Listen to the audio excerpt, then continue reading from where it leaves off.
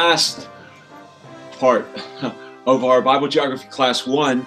And in this class, we're going to finish Chapter 8. We got a little bit bogged down in Chapter 8 because it stretches such a long period of time from the days of Joshua all the way to the days of Saul, to the death of Saul. So, but we will finish here tonight. We are on page 47 in our notes. And we're to Saul and David, this part. And here we see that David became a threat to Saul, and he defeated Goliath. In what valley did he defeat Goliath? 1 Kings chapter 17, verse 2. What's the valley there? And it's in our book also. The valley of Elah. E-L-A-H. And we're on page 98 in our book. And the valley of Elah is referenced there under Saul and David. If you see map 50. Now, also of interest here in this valley is that there are 3 valleys in this area. And we've referenced different stories in each of them. Let me see if this focuses a little bit better. Tell me if that. Yep. That's better, right? Yes. Okay, so the valleys here, the valley of Ajalon. What happened in the valley of Ajalon? Then, well, let me point out the 3. Then the valley of Sorek. What happened in the valley of Sorek? And then here, the valley of Elah, the Elah Valley. So here, can somebody get that phone? It might be somebody who needs to get through security. If it's nobody related to the class, just hang up. No, I'm just kidding. Okay, so Ajalon, what happened? That's when Joshua went in to the land and he prayed for the day to extend, and what? The sun stood still. That was the valley of Ajalon, Joshua chapter 10. Valley of Sorek, who famously went down to the valley of Sorek and met a woman there, Delilah. So that was Samson in the valley of Sorek. And now we come to the valley of Elah. And this is where David, of course, defeats Goliath. So this area is what we learned also at the beginning in the Shephelah. If you go all the way back to your notes, this is on page 10. The Shephelah, one of my favorite places in Israel, actually, as I've studied through this. This is that buffer region between where the Philistines live. Where do the Philistines live? On the coastal plain and the mountainous areas, the mountain regions, the western mountains, where Judah and, of course, Jerusalem are. So the Shephelah is like a buffer region of towns and cities. And the Philistines, as they grew eastward, moved into the Shephelah, and Israel, of course, had to defend them. And that's why Samson fought them in the Sorek Valley. And that's why David is fighting him down here in the valley of Elah, and he fought Goliath. Okay, so you see that on page 10, the valley of Sorek. That's number 3 under letter D, valley of Elah. The Ark of the Covenant was also transported around this area when the Philistines took it. And this is some of the cities where later on, where Babylon and Assyria would come in and try to defeat Jerusalem, they would first take these towns in the Shephelah before getting the big apple, before getting the big city of Jerusalem, the big apple of their day, Okay. So the valley of Elah. That's 1 Samuel 17 and verse number 2. Okay, so then after this, David, of course, became a threat to Saul. And you know the story. Saul became very jealous of him, and he began to persecute and chase David, and he went on the run. So there are a few different places mentioned in this Odyssey. It's on page 98 in that paragraph. And you see where it says, on the right-hand column, it says 1 Samuel 19 through 30, records the movements. And his Odyssey was first in what town? The town of what?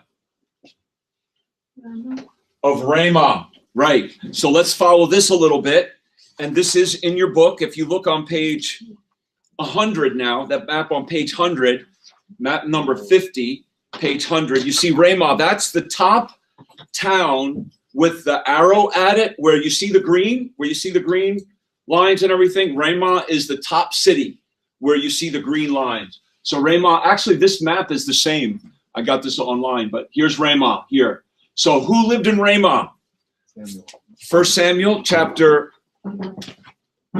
19 and verse 18. And Micah, who lived in Ramah? Samuel. Samuel. So David fled there because Samuel was there. First, you see that 1 Samuel chapter 19, verse 18. David fled, escaped, and came to Samuel to Ramah and told him all that Saul had done to him.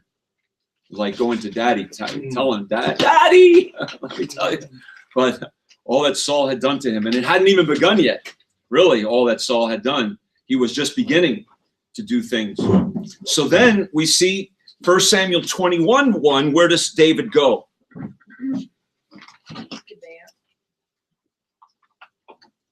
Oh no, that's all I'm sorry. Where does okay, Joni? Where does David go next? He goes to where? 1 Samuel 20, verse 1. Nob. He goes to Nob. All right, so that's right below Ramah. And who's in Nob? Why does he go to Nob?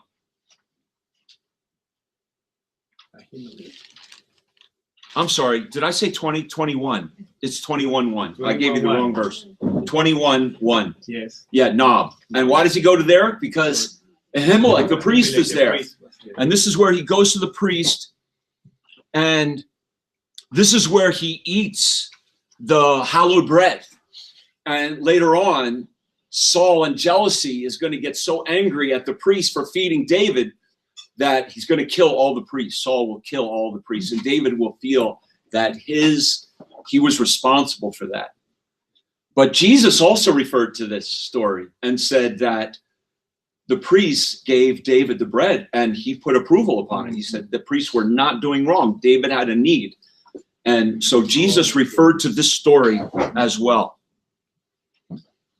in Matthew chapter 12. Was David correct in asking for it, or was he kind of deceitful about it? Well, look what he says in 1 Samuel 21, verse 2.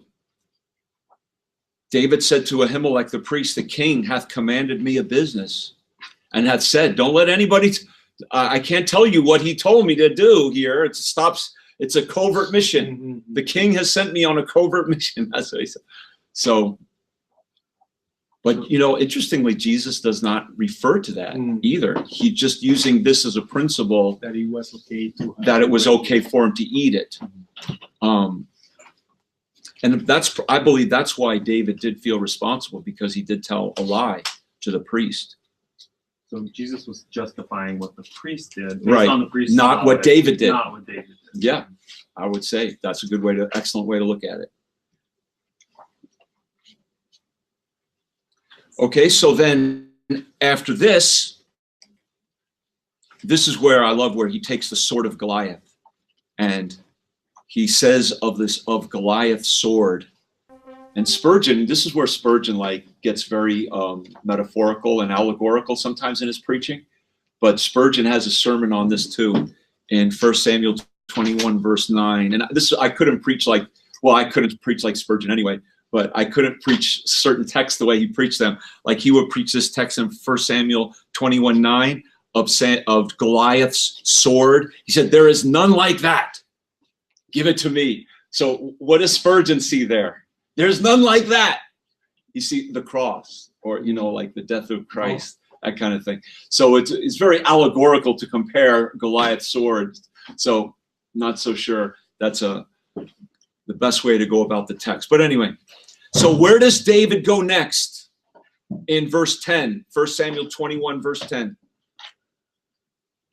He goes to? Achish. No, that was the king. Gath. So he goes to Gath. Okay, so he goes to Ramah, to Nob, and now down here to Gath, which is in Philistine territory. And the king of Gath was Achish. And he did it for fear.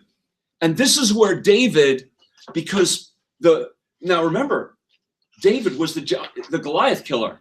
So the Philistines see him, is like, what is David doing here? So David pretends, what does David pretend?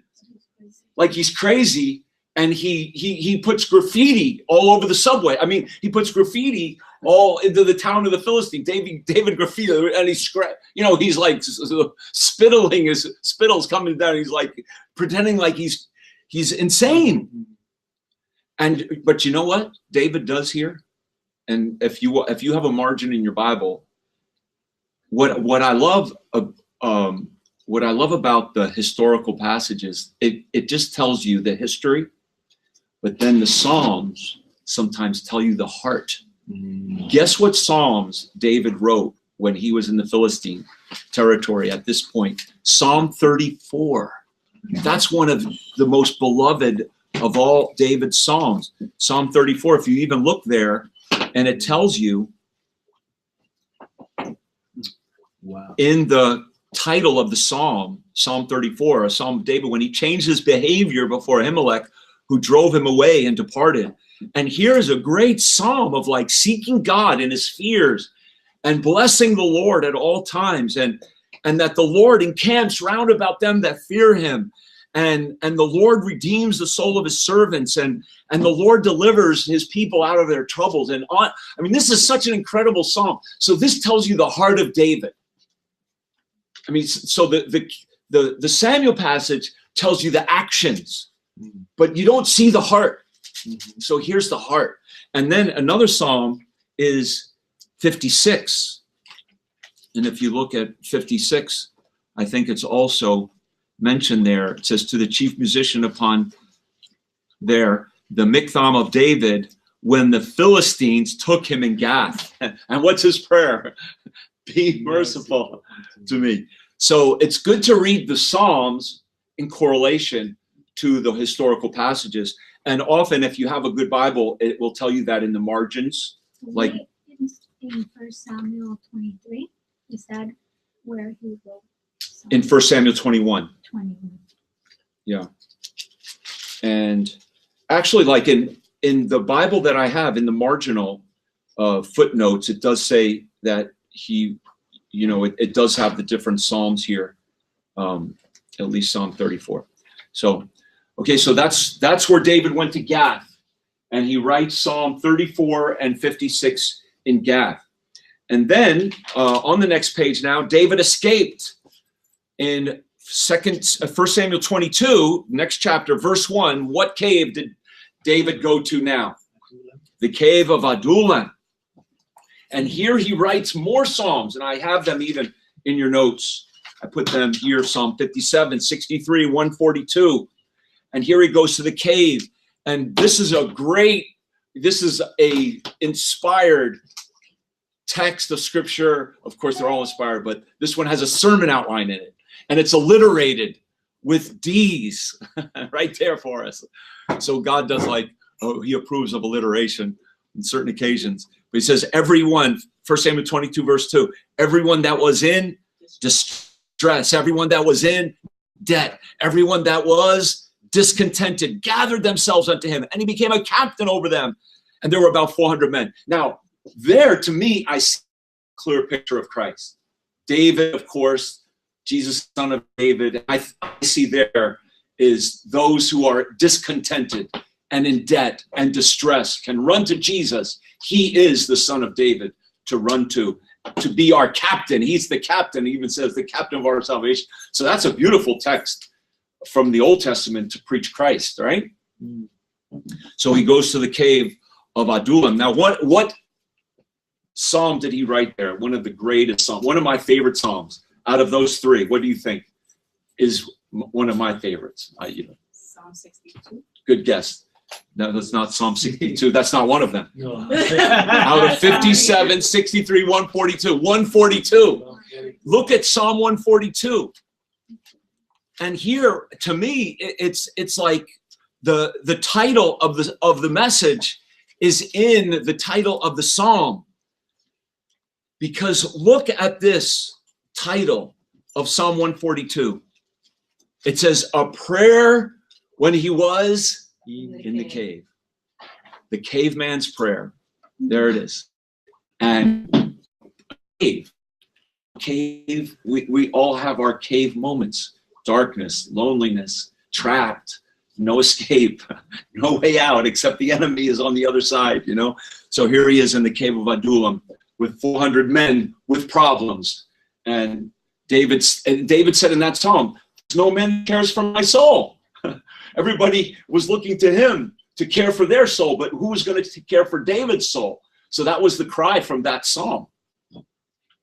That's one of my favorite songs because that's the arrow that smote my heart when I was a lost student at Clemson when I went into the church that day, where the preacher said, so you say nobody cares for your soul, but Jesus cares for your soul. So it was from that song. That's why that's one of my favorites. So David escaped to the, now you can go to, there's not a, if it's, this is a cave of Adullam. You could go to the cave of Adullam. So you could go online and it's too light to see those pictures, but it's okay. All right, so let's go then. David is pursued by Saul now in 3 different areas. Ziph, Maon, and En-Gedi. On the west coast of the Dead Sea now. So here's the wilderness of Ziph, and he's kind of all over the place over these next few chapters. So, for example, look in 1 Samuel 23, 14 and 15. Who could read those verses? 1 Samuel 23, 14, 15. Carrie? And David abode in the wilderness in strongholds, and remained in a mountain in the wilderness of Ziph. And Saul sought him every day, but God delivered him not into his hand. And David saw that Saul was come out to seek his life. And David was in the wilderness of Ziph in the wood. Okay, so who was looking for David every day? Saul, to kill him. He couldn't find him. But the very next verse, who found David? God let Jonathan find David, because David wanted to do what? Or Jonathan wanted to do what for David? Strengthen him. Encourage his hand in God. It says strengthen his hand in the Lord. And I love that God protected David from Saul who wanted to kill him, but God opened the door for Jonathan to find David because it was to encourage him. So God knows how to keep these dangerous people away from us at the right moments to protect us. So God is protecting David here in the wilderness of Ziph. Then we see the wilderness of Maon. And we're not going to look at all the verses, but here in chapter 23, verse 24, we see this wilderness referenced. Bailey, could you read that, please? 1 Samuel 23, verse 24. And they arose and went to Ziph before Saul, but David and his men were in the wilderness of Maon, and played on the Saul of Shimon. Okay, and the next verse, Saul was going to seek him, and it says in that next verse 25, he abode in that wilderness of Maon, and then Saul was just about to get David. Verse 26, they compassed David, they surrounded him to take him, but at that moment, they said, the Philistines. So Saul had to leave. So here he went from the wilderness of Ziph to the wilderness of Maon, which again is all in the western mountains. Rough country, rugged country, desolate back, especially in that time. And then we see En-Gedi in chapter 24. This is the first time where, remember, there's 2 occasions where David spares Saul's life. One is in chapter 24, and where is that? In chapter 24, verse 1. Myung Bae, could you read that, please? 1 Samuel chapter 24, verse 1. And it came to pass when Saul was returned from following the Philistines, that it was told him, saying, behold, David is in the wilderness of En-Gedi. Okay, so David must have known this area like the back of his hand. You know, he grew up in Bethlehem over here, and perhaps he spent time as a shepherd, you know, as a boy, running around the wilderness areas and traveling this area.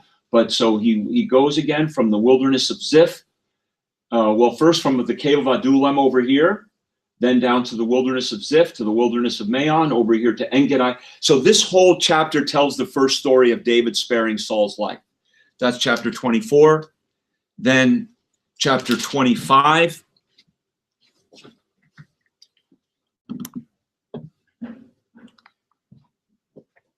Okay, in chapter 25, then we see in chapter 26, verse 2. Chapter 26, verse 2. Where is David here? Anna, could you read that? 1 Samuel 26, verse 2. Then Saul arose and went down to the wilderness of Ziph, having 3,000 chosen men of Israel with him, to seek David in the wilderness of Ziph. Okay, so he's from En-Gedi, and now back to the wilderness of Ziph, where we had already read about him back in chapter 23. And this is the second time then that David could have killed Saul, but he would not put his hand against the Lord's anointed. He would not take personal revenge. He was going to let God deal with Saul in his way, in his time, and God does. So, but through all of this, David, even though he could have killed Saul, but look in chapter 27, verse 1, what does David do once again? Chapter 27, verse 1. Edgar, could you read that, please? And David said in his heart, I shall now perish one day by the hand of Saul. There is nothing better for me than that I shall speedily escape into the land of the Philistines, and Saul shall despair of me to seek me any more in any coast of Israel, so shall I escape out of his hand. Okay, so he said, I'm going to the Philistines. Oh, and by the way, I forgot to mention as well, through all of this, and this is on your map in your book on page 100. So David is, when he was actually in Adullam, if you go back to chapter 22, I'm sorry, backing up here, but in verse 3, where does it say David went? It's in 1 Samuel 22, verse 3.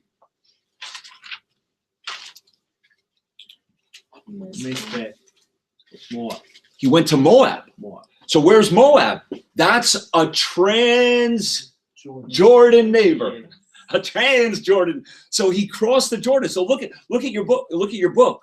So you see, he goes to Ramah, to Ekron, to Adullam. From here, it seems he goes and makes a trek out into Moab, then comes back, and then he's in these different wildernesses of Maon, Ziph, and En-Gedi in this area.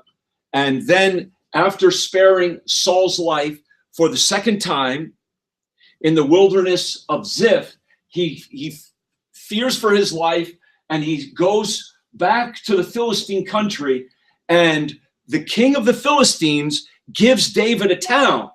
What town does he give him? In 1 Samuel chapter 20, what chapter are we in there? 26, 27. 1 Samuel chapter 27, verse 6. 1 Samuel chapter 27, verse 6. He gives him the town of Ziklag. He gives him Ziklag.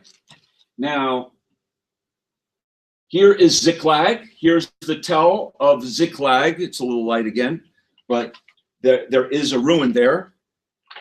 And if you look here again on your notes, this is going to come into play. Now, what does the king of the Philistines expect David to do? He says, I'm going to give you this town, but you're going to attack for me some of these towns around Israel. He thought he was going to fight for him, but David doesn't. David doesn't do what he thinks he's going to do. In the meantime, the Philistines are gathering power, and they're coming up into, if you look in, now go back in your book, go back to page 99. So, and here's a great lesson of fighting your enemies, and don't get sidetracked. Don't forget who the enemy is, because the devil wants to sidetrack us to fight one another. That's easy to do. And Saul is spending all his time fighting David, and what are the Philistines doing? Gathering strength. And they're moving up into this key location of Jezreel. We talked about it, a key trade, a key travel area because of the international coastal highway. So it was a key area of transportation, of trade and money and everything that went along with that. And so the Philistines are gathering together. And it says now, here's the final battle of Saul. Saul and Jonathan were killed in a battle, fought in the valley of 1 Samuel 29, verse 1. What valley? We're back to what valley? Valley of Jezreel. This is the Megiddo area. The Battle of Armageddon is the ultimate battle fought here. But in this section now, this is the third major battle that has been fought in the Jezreel Valley. Mark them down. The first one was Deborah and Barak. Fought against who? Who did Deborah and Barak fight against? You remember? The Canaanites. Now think about this. The Canaanites wanted to control this area. Deborah and Barak defeated the Canaanites. Who then fought? Who did Gideon fought? Remember Gideon fought the Midianites. So the Midianites wanted to control this area. Now Saul is going to fight who? The Philistines. Isn't that interesting? So you see, this was that strategic a point that all the different ethnic nations wanted to control the Valley of Jezreel, because you control that valley, you control the money and the trade that flows through it, as well as you can also control military strength, because armies pass through that Valley of Jezreel as well. So this is where the Philistines are now gathering to Aphek. The Israelites are pitching by Jezreel, and this is where the battle is fought. And it says that, and this is the whole story, you know, where Saul is going to go to the witch of Endor, and she's going to tell him, she and Samuel's going to come up and tell him that both Saul and Jonathan will die in the battle. But just skipping all that, getting right to the point, in 1 Samuel chapter 31 and verse 1, 1 Samuel 31:1, the Philistines fought against Israel. The men of Israel fled from before the Philistines and fell down slain in Mount Gilboa. Okay, so that mount is referenced here. Now there's a picture on page 101 in your book of Mount Gilboa in the background, and they take Saul's body to where? And bury him where? In 1 Samuel chapter 31, verse 10. And the blank goes, okay, so are you getting the blanks, by the way? Yes. So number one under letter D was Jezreel, Jezreel, the Valley of Jezreel, and Mount Gilboa.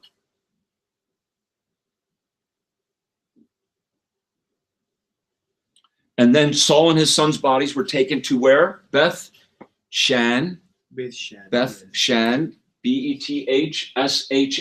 right here. Now look at this. Again, who is fighting Saul here? What group of people? Where did the Philistines come from? They're way down on the coastal plain. So you see, this is a tremendous illustration, really, of Saul not fighting the right battles, spending all this time hunting for David, and now the Philistines, who should have been just located down here on this coastal plain, they are infiltrating the land right up into this main strategic area of Jezreel, and even controlling all the way over to the north area toward the Jordan River. So you see how they've infiltrated. And that's how what the devil wants to do in our lives. He wants to get us from fighting the true enemies of God, start fighting each other, and the devil gets a foothold. So now, meanwhile, last thing, with all of this, while this is all going on, and the Philistines are gathering together, David is like, I can't go fight in this battle. David almost was drawn into this fight too. David said, I'm not going to go fight.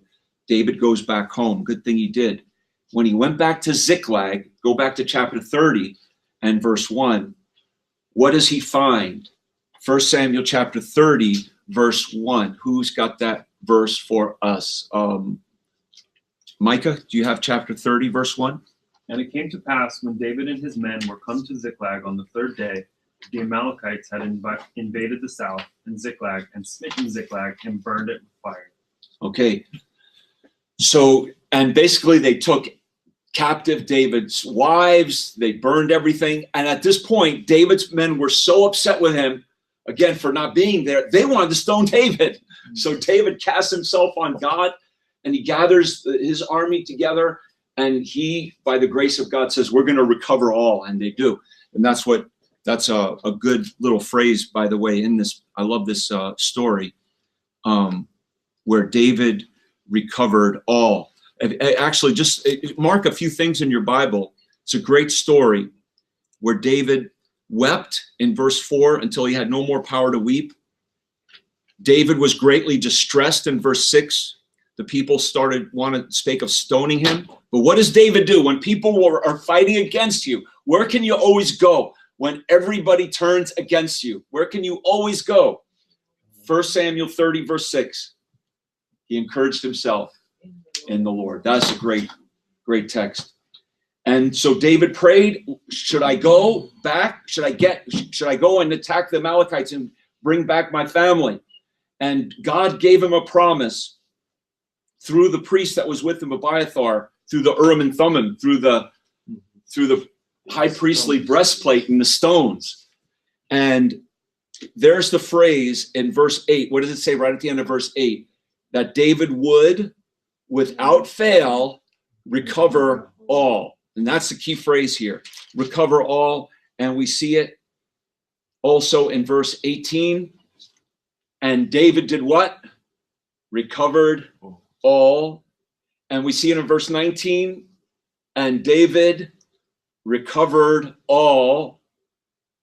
And this is also the story where some didn't go, they stayed by the stuff. Some went to the battle, some stayed by the stuff. That's the principle involved there. You know, some missionaries go to the field, some stay by the stuff, but we part alike. And so that's the story there but they recovered all. And verse 22 is the culmination there. It says, because they went not with us, we will not give them aught of the spoil that we have recovered. But they do share in what was recovered. David recovered all. And I do believe there's a great spiritual application that through Christ, the devil tries to steal and rob from us, but the Lord can restore those years that the locusts eat or Satan tries to destroy from us, and we can recover through Christ what we have lost and prayer. Amen. We can recover lost things by the grace of God. So David recovered all. All right. I'm trying to bring some practical things there because I feel like a weakness in this class maybe has been just focusing on place, and not seeing sometimes the lessons. There are more lessons that we have brought out. So that's, I think, a weakness of this class, but doing my best here. So I think that's about the end of that. David recovered all. So look in your map, and this is referenced in your map on page 100. You see where you see the Amalek is down here. So the Amalekites were attacking from the south. Let's see here. So here's Ziklag, and it's below this on your map. So you see where it says Amalek, and there's a little blurb in the light white thing. Amalekites applied pressure against villages of Judah. And then David went into the Amalekite country to recover all. So that's what that's showing there. David is in the green lines. Okay? All right. So I think we're done with that. Are there any questions there?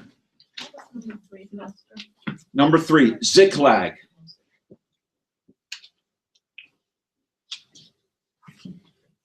Number 3 on the top where he said David escaped through the cave also. Okay. What's that blank, class? What is it? Adullam. Adullam. And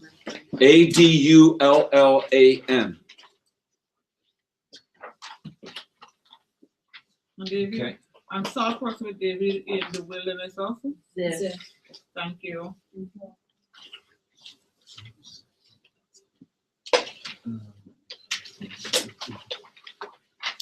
Okay, I just wanted to go back to the start. We're going to go back to the start here. Does everybody have any questions about what we've just covered or in that chapter? So let's take a few moments. I thought we would have a little more time, but we have this amount of time. And let's go back and let's take our quizzes. I'm going to look at our quizzes, make sure. Last week's quiz was pretty challenging, and I have it for you. I'll give it to you at the end. Did everybody get your quizzes back? No.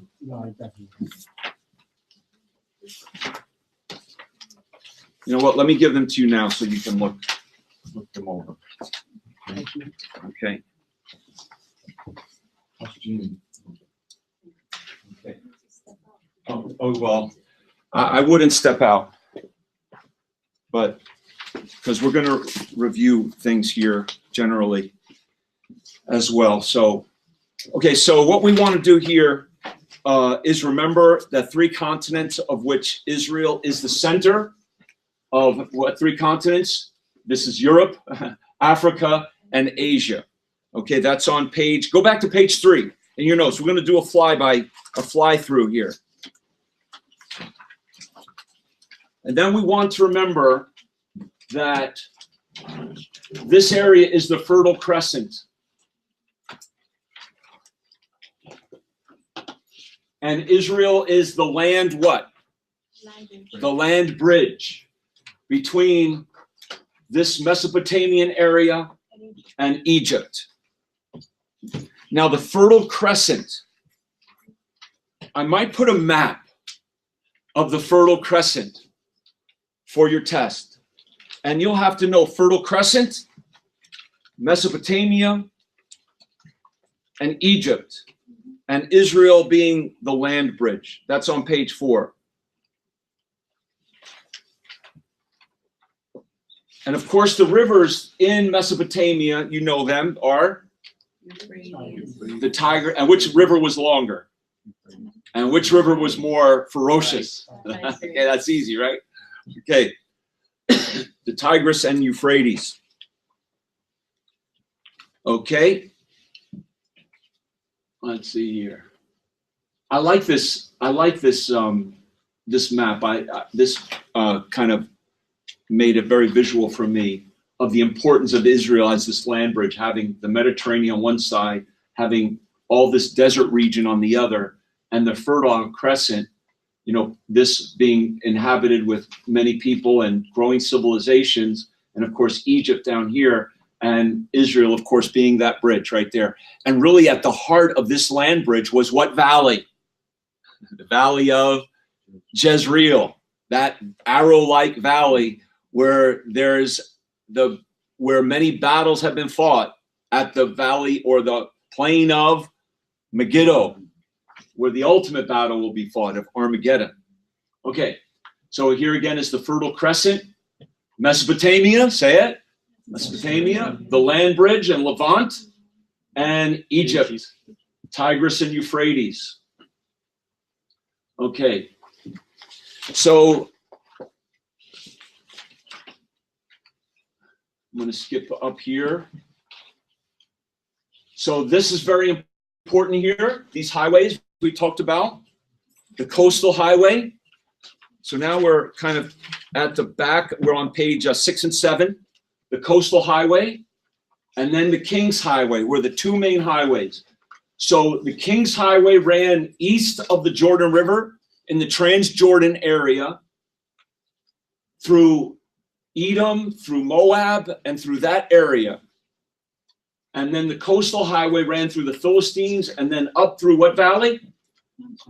The valley of Jezreel, where the plain of Megiddo. Okay. All right. And then those are the two main highways that we looked at.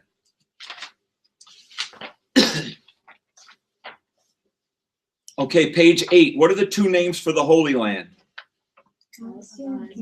Palestine and Canaan. Right. The four major zones.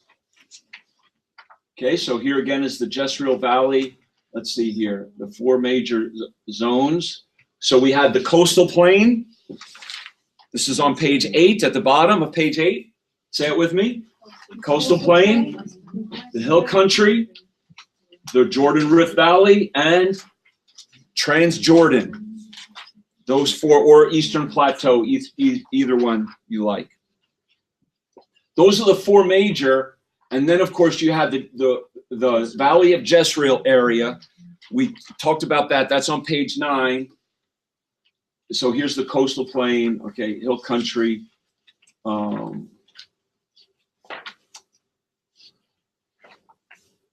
This area, Shpela, that's on page 10. This is the buffer region. That's on page 10. And those different valleys.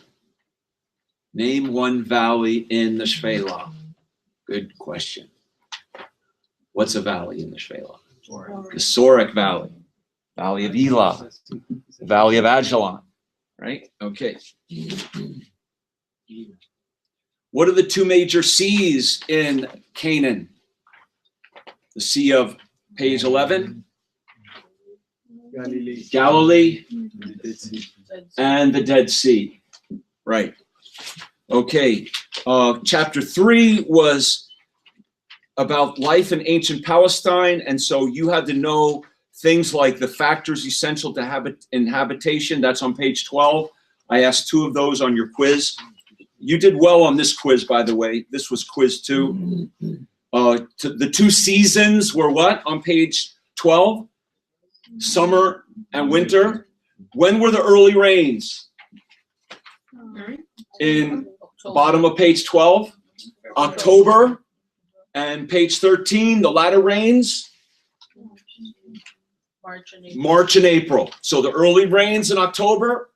The latter rains, March and April. And what were the major feasts that occur each year where all Israelites were to go to the central place of worship, or ultimately Jerusalem? One is the Passover, Feast of Tabernacles, and Pentecost. So PPT, Passover, Pentecost, Tabernacles. You can remember that. Okay, then, okay, this is all about the Shpela there.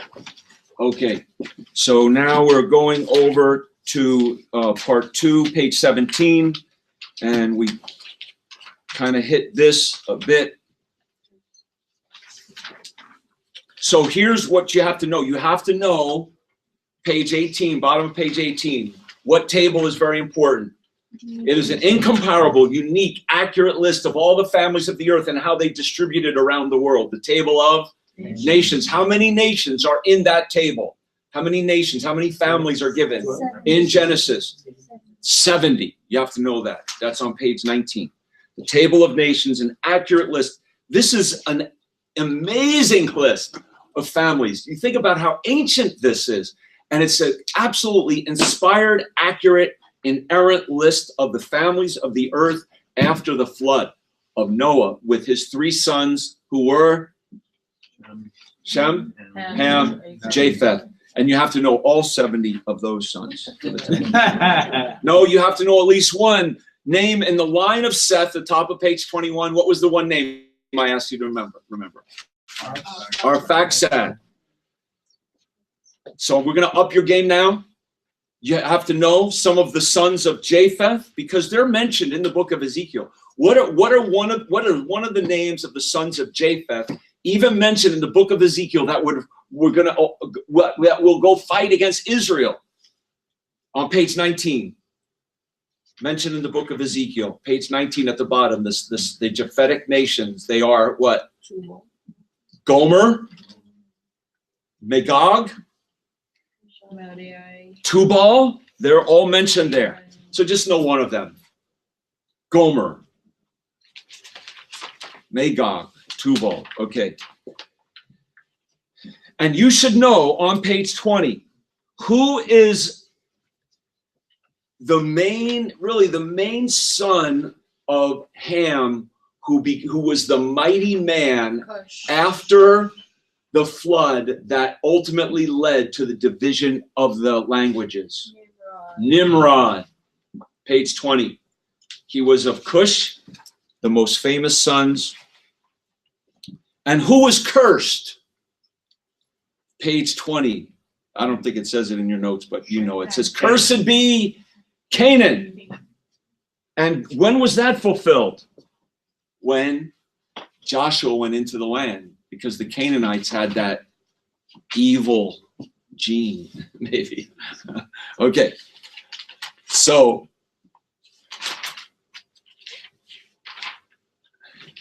I'm giving you more to know. Isn't this fun? You excited about this? I'm sorry, who was cursed? Canaan. Oh, okay. Yeah. So the answer is Canaan and not the line of Ham? No, the line of Ham wasn't cursed. It cursed be Canaan. Oh. Could who was on the phone last time? Anybody? Oh, you see that? Yeah. Did you get in okay? Yeah, thank you. Okay. Now, if anyone wants to get a key card for $10, that you don't have to pass through security, and I do have some, you just have to let me know, please, that you would like one. And if I did assign key cards today, did everybody get a key card who asked for one so far? Okay. All right. Now, what is the route of the Exodus? What is the best route? Without a question. Without a doubt. It is the central route. We just skipped over a lot because we don't have time. Okay, let me just ask you. Okay, let's review. Let's review real quick. Abraham. Where did Abraham first build an altar? Page 24. What city? No. No. Shechem. Top of page 24. Shechem. Now, there was a question in your notes, and it was maybe a little tricky. Actually, it's on page 23. Where did Abraham go? And the question in, the question on your quiz 2, and it was related to Haran, number 19, which was B. A number of you, I think, may have gotten that question wrong. A city where Abraham journeyed to and left when his father died. Now, that was a little hard, I confess, because I don't think there's anything about his father dying in your notes, but it's in the Bible. So that's on page 23 under 1, letter A. Do you see that? It says, Abraham began his journey from Ur in southern Mesopotamia, following the Euphrates River to where? Where did he go? He went to Haran. And I don't know if I'm going to be able to find this right now. Forget it. But trust me, that's Haran. And he stayed there until what happened? His father died. So you might want to put that in your notes because it was on your test. And it wasn't. Okay. What cave did they buy to bury their dead? Machpelah. What well did Isaac dig? What well did Isaac dig? Rehoboth. If you get that wrong, I'm gonna dig a well and throw you in. No, I'm just kidding. But Rehoboth, the Lord hath made room. This is Project Rehoboth. Here we are in our well. Okay, that's on page. Now you had no questions about Isaac in your test or your quiz, but there may be one because Isaac didn't travel much. He basically lived and stayed where? Where did Abraham ultimately settle? Where he raised Isaac? Down south. In Beersheba. That's right. In that area. What was that area called again? The south area was called the Negev. That's southern region. And remember, that's where Abraham went before he went to Egypt. Abraham stopped in Beersheba and offered an offering to the Lord. That's what he did as he went to Egypt. That's on page 28, by the way, letter A. He stopped at Beersheba.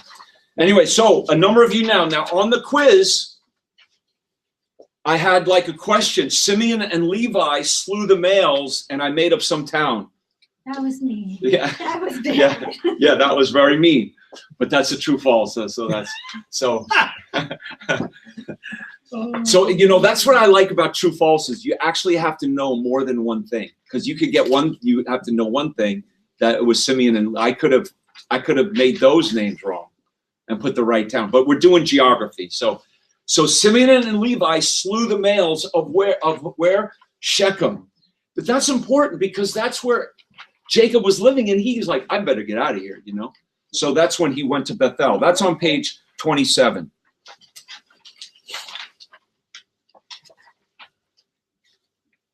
Where was that? I know I had a question like that. Oh, that was on the last. Number 22 on the last quiz. Number 22? About Simeon and Levi. Oh, yes. Thank you so much. That's right. And then, so that was 22. Question 21. What was wrong about question 21? Just going looking at your quiz. That would not be Jephthah shrinking the army. That would be, how many cities did Jephthah capture? 20. 20 cities. Isn't that something? The Bible tells us so many facts.